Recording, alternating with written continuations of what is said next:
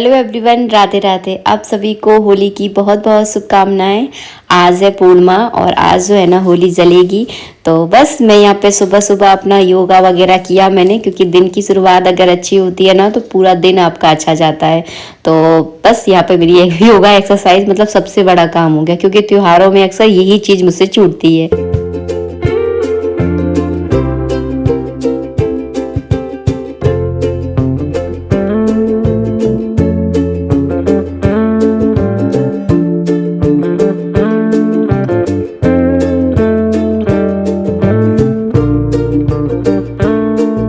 और हाँ, आज का त्योहार थोड़ा सा ज़्यादा खास है, दिन भी बहुत खास है, क्योंकि हमारे पंडित जी घर पर आने वाले हैं। क्योंकि जब पंडित जी जिस दिन घर आने वाले होते हैं ना, उस दिन काम की एक्साइटेड ही कुछ अलग होती है।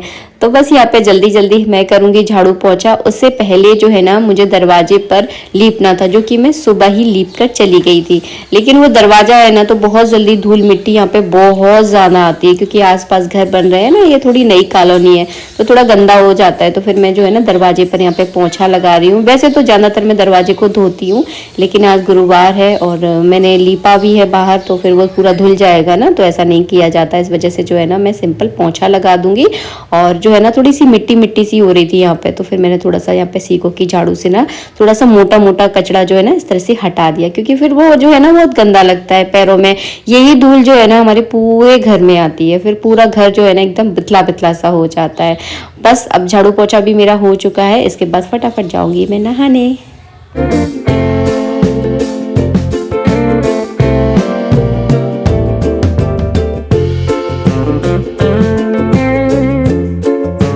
और त्योहार वाला दिन है तो मेरा मन किया कि आज मैं साड़ी पहन लूं, और साड़ी से सच में अच्छा लगता है। बट वही होता है कि पूरे दिन लपेट कर रखना थोड़ा सा मुझे मुश्किल लगता है। बस यहाँ पे मैंने पूजा की थाली लगा ली है। पूर्णिमा है तो सुबह के समय मैंने चावल बनाए हैं। खीर तो खैर मैंने नहीं बनाई है, बस चावल बनाए हैं। तो इसी में दूध डालकर मैं कान्हा जी को आज का भोग लगाऊंगी, क्योंकि पूर्णिमा पर चावल का ही भोग लगता है। चंद्रमा को भी चावल का भोग लगता है। तो पूजा तो खैर चंद्रमा की रात में होगी, क्योंकि अभी भद्रा लगी हुई है, तो भद्रा के समय जो है ना पूजा नहीं होती है। तो बस यहाँ पे मैंने रात में बर्तन साफ नहीं किए थे। बस एक काम अगर आप छोड़ दो ना तो सुबह का समय जो है ना बहुत ज्यादा आपका हैट्रिक हो जाता है। तो मैं फटाफट सारे पूजा के बर्तन साफ करूंगी। और वैसे रेगुलर में तो मैं साबुन से ही साफ करती हूँ, आपसे क्या छुपाना। लेकिन हाँ, 4-5 दिन के अंतराल में जो है ना आराम से पीताम्बरी लेती हूँ और उससे घिस देती हूँ, क्योंकि रोज रोज पीताम्बरी से साफ करना, और हमारे यहाँ पूजा के बर्तन बहुत हैं, तो अगर रोज रोज मैं पीताम्बरी से साफ करूंगी ना तो पूरा समझ लीजिए आप आधा घंटा तो आप निश्चित समझ लीजिए, बहुत टाइम लगता है पीताम्बरी से साफ करने पर। फिर थोड़ा से हाथ भी वैसे हो जाते हैं, तो इसलिए मैं जो है ना साबुन से ही रगड़ लेती हूँ। 2-4 दिन के अंदर जब मुझे ऐसा लगने लगता है कि बर्तन बहुत ज्यादा गंदे हो रहे हैं, तो फिर मिट्टी से भी आप रगड़ना। मैंने इस बार मिट्टी से बर्तन साफ किए थे, सच में ऐसे चमक गए जैसे कि पीताम्बरी से चमक सकते हैं। बस यहाँ पर फिर मैंने अपने ठाकुर जी का श्रृंगार किया है। अपने ठाकुर जी को बढ़िया सी मैंने कुर्सी पर बैठा लिया। वैसे एक कुर्सी मैं अपने लिए लेकर आई थी, लेकिन इस पर तो मैं बैठती ही नहीं हूँ। एक दिन बैठी थी जिस दिन मैंने आप लोगों के साथ व्लॉग बनाया था। उसके बाद बस फिर इसको मैंने धो दिया और कान्हा जी को बैठालने के काम में ये आ जाती है। और इस पर हमारे कान्हा जी बैठे हुए सच में बहुत सुंदर लगती है। मेरा मन किया कि इसे तो मैं अपने कान्हा जी के लिए रखूंगी, क्योंकि ये सच में देखने में ये ऐसी लगती है कि सिर्फ कान्हा जी के लिए आई हो, क्योंकि छोटे बच्चों वाली कुर्सी है ना, बहुत क्यूट सी भी लगती है। चलिए फटाफट पूजा करते हैं, फिर आपसे मिलूंगी मैं थोड़ी देर से।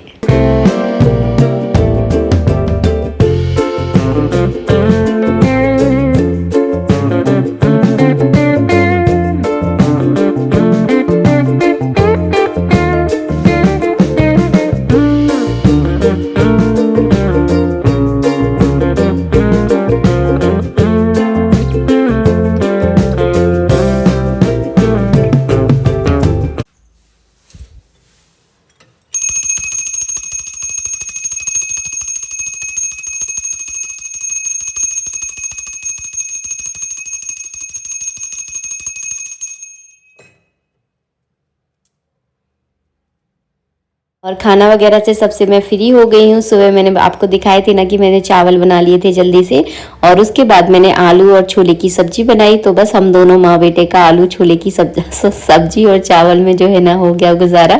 अब शाम को जब पंडित जी आएंगे, उनका डिसाइड नहीं है कि वो रात में आते हैं कि शाम को आते हैं, क्योंकि जाना उनके हाथ में होता है और आना दूसरों के हाथ में होता है। तो पता नहीं वो कब तक आएंगे, उनका कोई डिसाइड नहीं है। तो इस वजह से जो है ना मैंने खाना उतना ही बनाया, क्योंकि हम लोग 2-3 ही लोग हैं और फिर ज़्यादा बने तो फिर खाना बेकार होता है ना, तो बिल्कुल अच्छा नहीं लगता। और आज जो है ना बहुत ठंडी ठंडी हवा चल रही है। तो बस अब मैं 1 आध घंटे सोच रही हूँ कि आराम कर लूँ, क्योंकि त्योहार वाले दिन अगर घर में सदस्य थोड़े से कम होते हैं ना तो थोड़ा सा आपका मन नहीं लगता है। बेटू अपनी पढ़ाई कर रहा है और ऊपर जो है ना दोपहर के समय में ऊपर आ जाती हूँ, क्योंकि इस ऊपर जो है ना नेटवर्क बहुत अच्छे आते हैं, मतलब फ़ोन के नेटवर्क बहुत अच्छे आते हैं, तो आराम से मैं फ़ोन वगैरह चला लेती हूँ। बस अब हो गया है शाम का टाइम।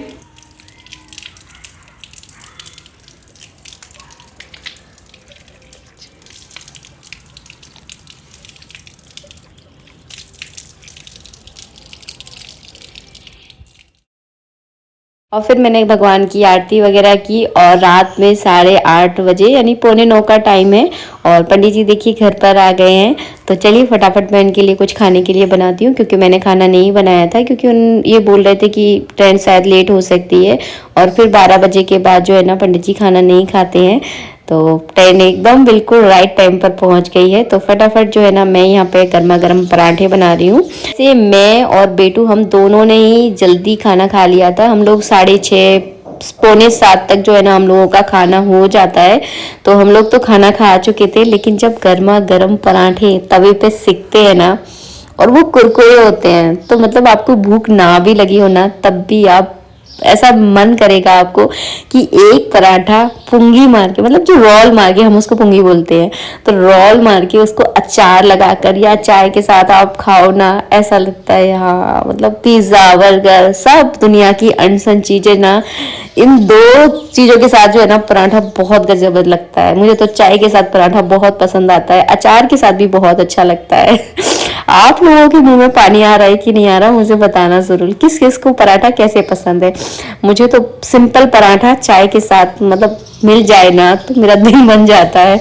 तो बस यहाँ पे मैं गर्मा गर्म पराठे बना रही हूँ, इन दोनों को पराठे खिला रही थी। इसके बाद जो है ना मैंने फटाफट किचन की साफ सफाई की, क्योंकि चाहे आप 2 रोटी बनाओ चाहे आप 4 रोटी बनाओ, किचन आपकी पूरी वैसी की वैसी फैल जाती है। तो यहाँ पे उसका बेलन धो दूँ, और सब्जी जो है ना सुबह की रखी हुई थी, ये बढ़िया था तो सुबह की सब्जी हो गई थी और पराठे के साथ इनने खा ली। वैसे तो ये बोल रहे थे कि रोटी बना दो, लेकिन अगर मैं रोटी बनाती तो हमारे कान्हा जी को कैसे लगता है, क्योंकि कान्हा जी अकेली रोटी थोड़ी ना खाते, तो इसलिए मैंने सबके लिए पराठे ही बना दिए। और बस यहाँ पे जितने भी खाने के बर्तन वगैरह हो गए हैं उनको मैं साफ करूंगी और गैस वगैरह साफ करूंगी। और आप लोगों के साथ मुझे एक बहुत अच्छी चीज भी शेयर करनी है, वो ये कि पंडित जी वृंदावन से मेरे लिए क्या लेकर आए हैं, वो अभी मैं आपको थोड़ी देर से दिखाऊंगी।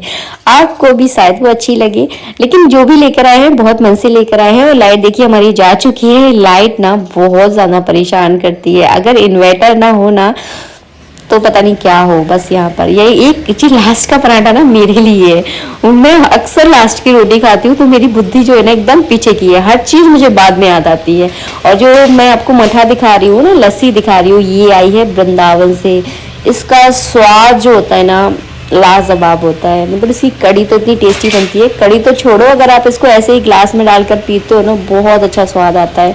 तो जब भी पंडित जी वृंदावन से आते हैं ना तो मैं उनको बोल देती हूँ कि आप मठा यानी लस्सी ज़रूर लेकर आना। और वहाँ मतलब बहुत गाढ़ी और गाय के दूध का जो लस्सी होती है ना बहुत टेस्टी होती है। बस यहाँ पे ठाकुर जी का मुझे भोग लगाना है दूध का, तो इसको मैं स्लो पर गर्म करने के लिए रख दूं जब तक मैं फटाफट पराठा खा लूं। और बस फटाफट मैंने पराठा खाया और पंडित जी लेकर आए हैं मेरे लिए गोपी ड्रेस। उन्होंने मुझे 3 कलर भेजे थे कि इनमें से तुम पसंद कर लो। फिर फोटो में इतना समझ में नहीं आता है, तो फिर मैंने उनको बोल दिया था कि आप अपने हिसाब से देख लेना, जो आपको ठीक लगे वो आप ले आना। एक गोपी ड्रेस जो है ना मैंने नवरात्रि के लास्ट वाले दिन पहनी थी, जो कि मुझे बहुत अच्छी लगी थी, मतलब इतनी ज़्यादा कंफर्टेबल, एकदम प्योर कॉटन की होती है। आप किसी भी तीज त्योहार पर इनको पहन लो, अच्छी लगती है। और जिनको थोड़ा सा हैवी कपड़े पहनना पसंद नहीं है ना, उनको ये गोपी ड्रेस बहुत अच्छी लगेगी, क्योंकि मुझे भी ज़्यादा हैवी ड्रेस अच्छी नहीं लगती पहनने में। क्योंकि उसमें कंफर्ट नहीं होता।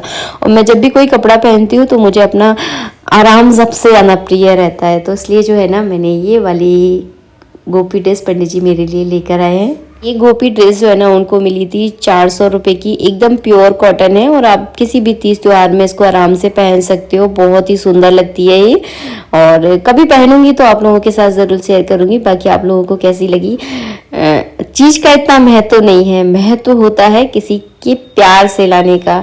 मतलब कोई आपको आप अपने आप से आगे रखे ना, ये बहुत बड़ी बात होती है। तो मैं अपने आप को खुशनसीब समझती हूँ कि पंडित जी हमेशा अपने आप से ज़्यादा प्रधानता मुझे देते हैं। जब भी कभी कहीं जाते हैं तो मेरे लिए कुछ ना कुछ लेकर आते हैं, भले ही छोटी सी चीज़ हो या बड़ी चीज़ हो, लेकिन लेकर ज़रूर आते हैं। तो हर रिश्ते में इतनी अंडरस्टैंडिंग, इतना प्यार होना बहुत ज़रूरी है, तभी रिश्ता बहुत खूबसूरत होता है। प्यार का मतलब ही मैंने इस उम्र में सीखा है कि प्यार का मतलब होता है कि अपने से परे रखकर दूसरे को आगे रख देना, इसी को प्रेम कहते हैं। तो अगर आपकी ज़िंदगी में भी ऐसा है तो समझ लेना बहुत ज़्यादा प्यार है।